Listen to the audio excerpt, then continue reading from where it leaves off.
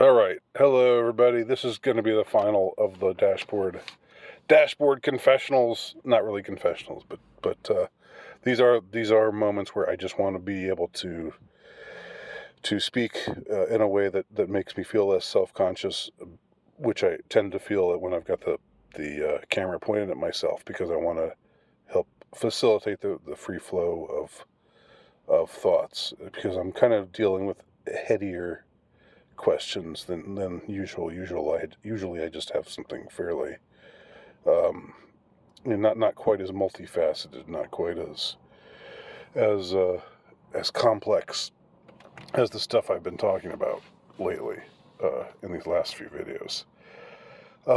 So okay, last time I was talking about about the notion of what we put up with as a as a kind of shit test.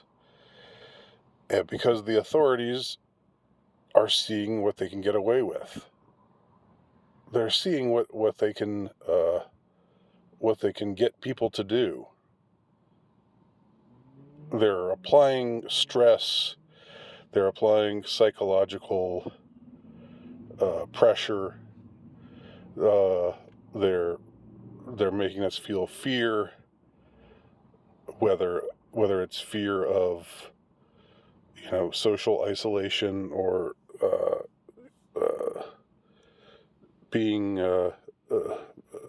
being treated as one of the dregs, who's a wrong thinker, who believes wrongly on this, that, or the other thing. Whether it's fear of that, or, as we saw 3 years ago, whether it's fear of some supposed public health matter. Now, everything that I said in the prior video about people capitulating to ridiculous trends, ridiculous ideas, ridiculous and evil ideas, on the grounds that they didn't want to be singled out as a bad person, and they thought, okay, we give in on this, and they'll just leave us alone. They'll finally be happy. They'll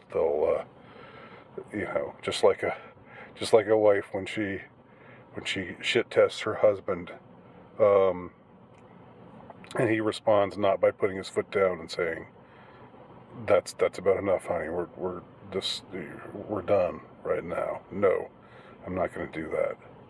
Whatever it is, I'm not going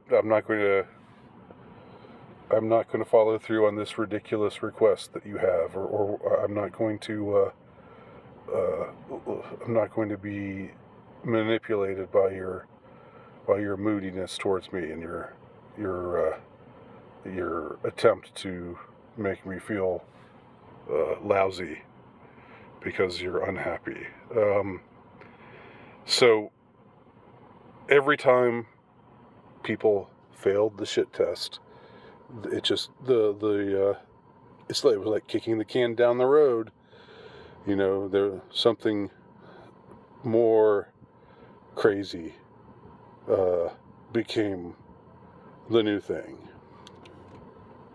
And I would say, though, that things accelerated incredibly. There was the acceleration that happened in March of 2020 and went on happening for the next several months / years, and is still to some degree with us today, is that was like a new chapter in all of this. But it was the same, from the same playbook. It was, okay, there's this thing that, there's this public health hazard, and so now what you got to do is we're going to make you close your business down everywhere. We're going to shut down the world. We're going to shut down the entire world. We're going to tell you can't gather with your friends. You can't get together with other people. You have to wear things over your face all the time. which some people still do. But anyway, I won't get. I don't want to get too sidetracked by my contempt for certain people. Anyway, you got to wear things over your face. You gotta have your livelihood taken away from you. You've got to be isolated. In some places, we've got to just stay in your house. Stay in your. I mean, I never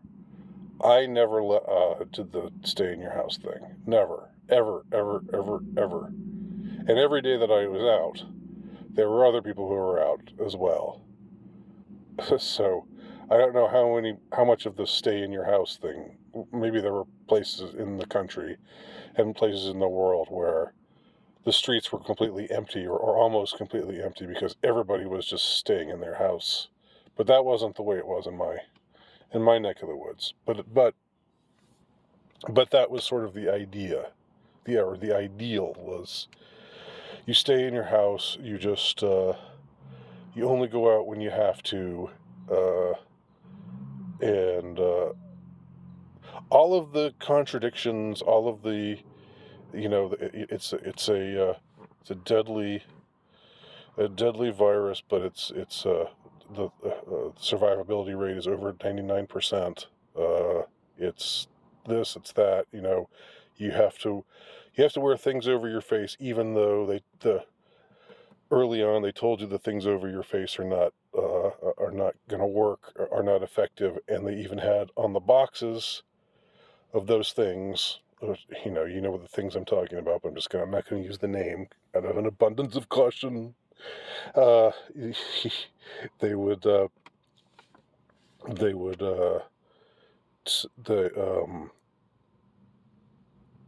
they actually said are not effective against this thing. I remember seeing that, like, they do not prevent the transmission of this thing. They said it right on the box, and then after that, if you talked about how they said it was right in the box, oh, fact check time. Fact check says you're wrong. Because we can just say whatever we want to say. And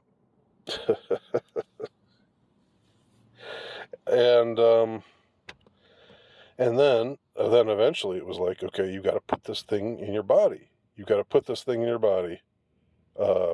And if you don't put this thing in your body, you're a bad person, and you're putting other people's health at risk. And you're, we're going to tolerate you. We've tolerated you for a long time, but our patience is wearing thin, as somebody once said. Somebody in a high position and of a senile disposition once said. So once again, even as news emerged about these things that you put in your body, maybe not being such a good thing to do, and certainly not being effective in the sense of stopping you from getting the thing that they're supposed to be stopping you from getting. Even in the midst of all of that, the compliance rate was quite high. It was quite high. And those who were not compliant, those who were not down with all of this, it was like not being down with gay marriage, except accelerated. Because you would just immediately feel the social stigma, and people were talking about if you're not going to get this thing, then maybe we don't have any use for you. Maybe you just don't belong among. Eventually, we'll just have to cast you out and not let you be with the rest of us. and they tried this, the circumstances. It never got to never got to this region where I am, but I know there were places where you couldn't go into stores, you couldn't go into you couldn't go to sporting events, you couldn't do this, you couldn't do that, if you didn't have um, if you didn't have a pass, if you didn't have a bit of certification showing that you had gotten the thing put in your body. So it's like, and I'm going to return to, perhaps controversially again, to gender relations. Like whenever you hear someone say, I'm sorry, please don't hate me. I'm gonna tell you something, but please don't hold this against me. Please don't hate me. Please don't hate me for this. Whenever I've heard that, well, okay, let me ask you. Whenever you have heard somebody say something like that, please don't hate me. Before they tell you that they're not going to do, they don't want to do this thing, or they have to flake out on. Usually it's like, I'm going to flake out on you. I had said that I was going to do this thing with you, but now I'm going to flake out on you. But please don't hate me. It's like the manipulation of, oh, I feel so bad, so please let me off the hook, please. Who says that? Women. Women, by and large, are the ones who tend to say this kind of "please don't hate me" type of phrase. I'm not saying there aren't flaky men too. There are plenty of them, but they tend to just flake on you and not say anything. They tend to flake and just ghost you. Whereas the women, it's like if they have to talk to you, they're abundantly, they're like, please don't hate me. They don't want you to hold it against them. It's more upsetting when you're a woman to have people mad at you. It's more upsetting when you're a woman to feel like an outcast. Mostly, by and large, I'm not saying, by no means this is completely true, but by and large, the ones who are more willing to say, no, I'm not gonna do this,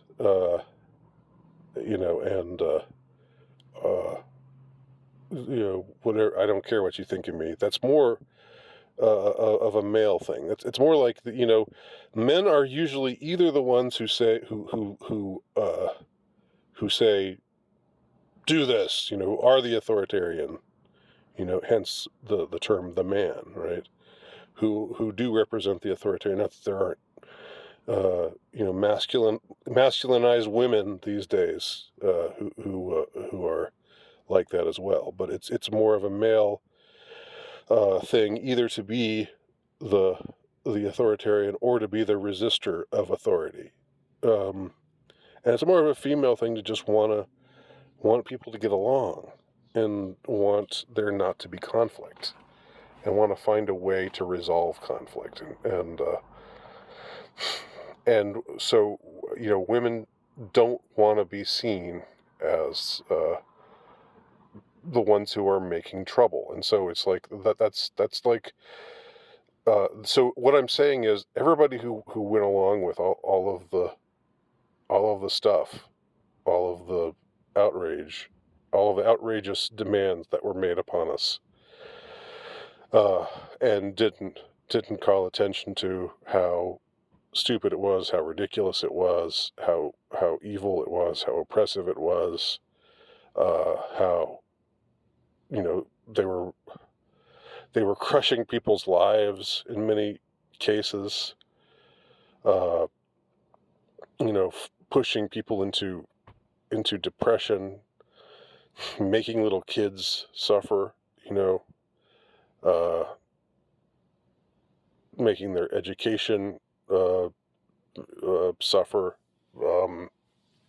taking money away from small businesses and working class and middle class people, and enabling one of the biggest transfers of wealth from the less well off to the very, very well off. One of the biggest transfers ever in history, from the have-nots or the have-lesses to the have-mores. Right? More and more billionaires created as more and more people fall deeper into poverty. Income inequality just be getting magnified, getting growing to proportions barely seen before. And this is supposed to be the thing. This is supposed to be the thing that the liberal bleeding heart types, which is what the most of the ones pushing all of this were more of the left. They're supposed to be the ones against income inequality. They're supposed to be the ones who are, saying we got to stand up for the working class. We got to, need to increase wages, so that they, so that people can, as inflation increases, we got to increase wages so people can afford to live and to eat and so forth. Suddenly, they're the ones just saying, "Oh no. Listen to Bill Gates. Listen to corporate America. Listen to the multinational corporations who are incredibly wealthy. Listen to them. They're the good guys. Don't listen to these street preachers out there saying saying this is all a scam, because they're bad people. They're and we're going to fact check them. We're gonna we're gonna fact check the hell out of them. Fact checking is just is nothing more than an expression of vengeance against one who dares to be dissident. But they disguise it as something else. They say it's something else. They say it's we want things to be. We want everybody to we want to fight against misinformation. But it's nonsense. Who gets to decide what's misinformation and what isn't? Who like we're supposed to just believe this small body of people who have crowned themselves experts, and we're supposed to think they are the ones who, and they just happen to be the ones running the show, right? Nobody questions that. Nobody says, "Oh wait, the people who are pushing this line, they're all the ones who are benefiting from pushing this line, and the ones who are breaking from it, the people who are very medical experts, people who are very well trained, who say things that go against this narrative. They're the ones we should regard as crackpots." I mean, the more I think about it, the more evil it is. The degree to which they just want to warp everything and everybody. The degree to which they want to, it's just, there's nothing noble at all about it. It's a pure power grab, plain and simple. And so, but then you have these people saying, "Oh, don't hate me, please. Don't hate me. Yes, I'll put the thing on my face. Yes, I'll get the thing out, the thing in my arm. Yes, I'll social distance. Yes, I'll do this. Yes, I'll do that. please don't hate me. You know, and that's an effeminate response. So my point in bringing that up is just to say they have effeminized the population.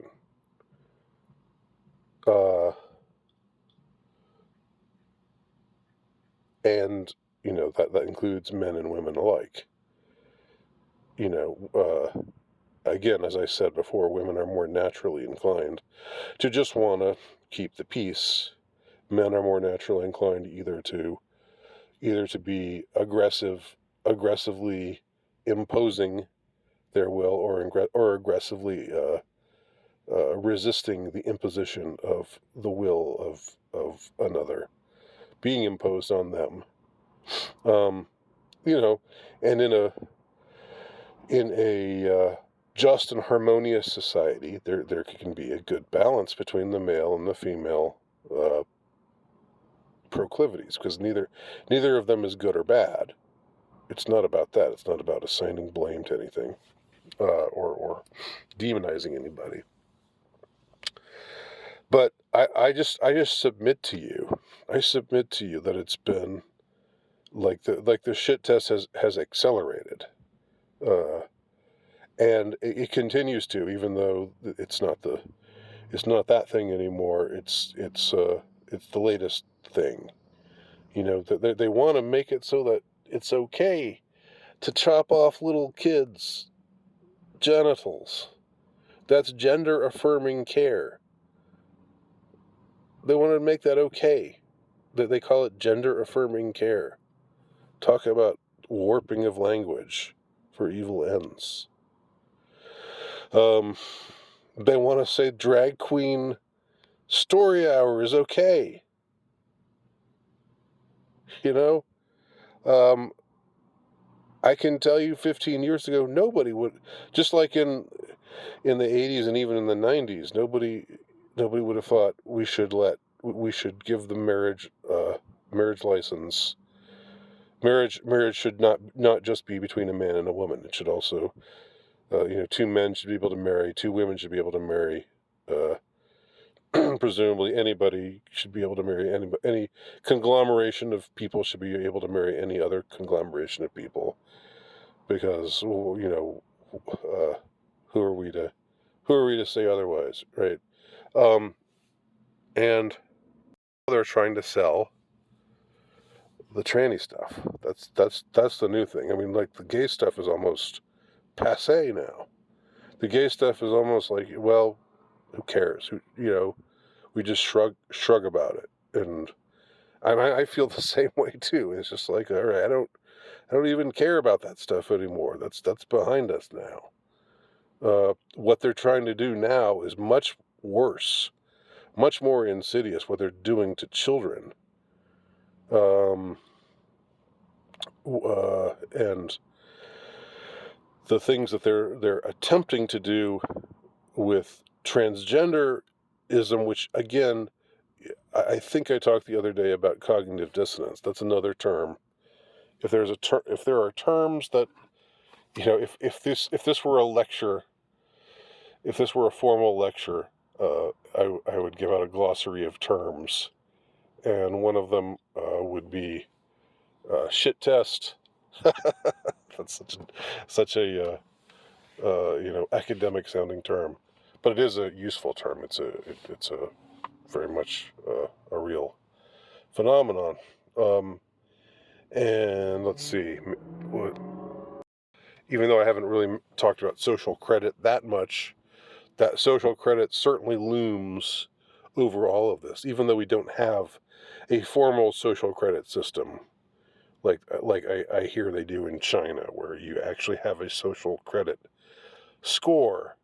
If you're obedient to the party's dictates, then you have high social credit, and that gives you a better chance to prosper. And if you're not so good at being compliant to what the party is asking of you, and your social credit score is lower, and you don't get to do as much. Maybe they take money from your bank account. I don't know the ins and outs of it. So there's nothing like that formalized here, but their social credit is still a big the pressure of getting people. It's partly just people wanting to obey authority, not wanting to make waves, not wanting to cause trouble. But a part of that is also not wanting to be seen as a bad person. It's the shaming of dissidents, the shaming of dissident thought. So, shit test, social credit, but finally cognitive dissonance. Because now they're telling us at one time, they're pushing 15th wave feminism on us and saying women are, there is no such thing as gender. Gender is just made up, and there's no difference between men and women. Men and women are exactly the same. They say that on the one hand, and say, any differences between estrogen and testosterone in the body, those don't really matter. Those don't really count. They say that in defiance of everything that is manifestly true. But then on the other hand, they say, oh, well, actually, masculine and feminine do exist as entities. They do exist, and and you can actually be born into a woman's body, but be a man, actually be masculine. You're actually masculine, and or you could be born into a man's body but really be a woman. So in that case, they're bringing it back. They're bringing back the thing that they told us.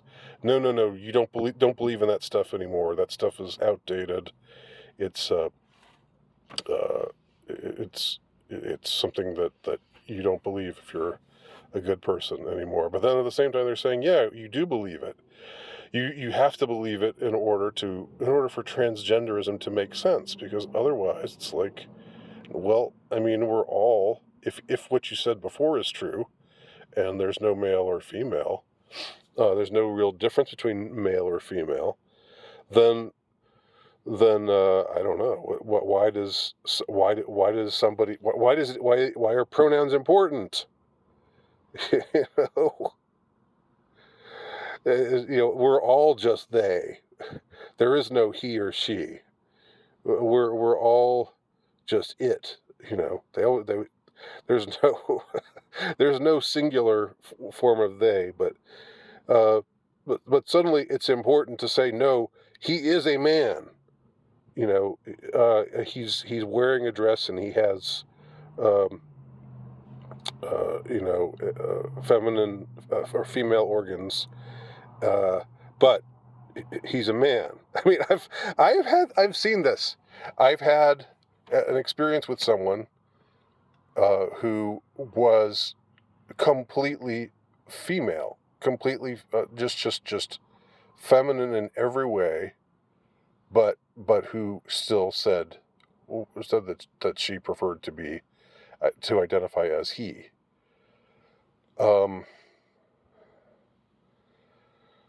So, yeah. And the thing that I guess you can the temptation is just to throw up your arms and say all common sense is just being traduced, and that's true. But don't throw up your hands. You can't do that. You gotta be aware of it, and you gotta fight it. You gotta say no, and you don't have to do it in a way that's like, do it in your own way. You don't have to do it in a way that's showy. You can, but it's not that hard. It's not as hard as it may seem. maybe I'll do another video where I'll talk about how, some lower key ways that you can fight the power, as it were. Anyway, I'll end this now at the 30-minute mark. Thanks for watching again. Talk to y'all soon.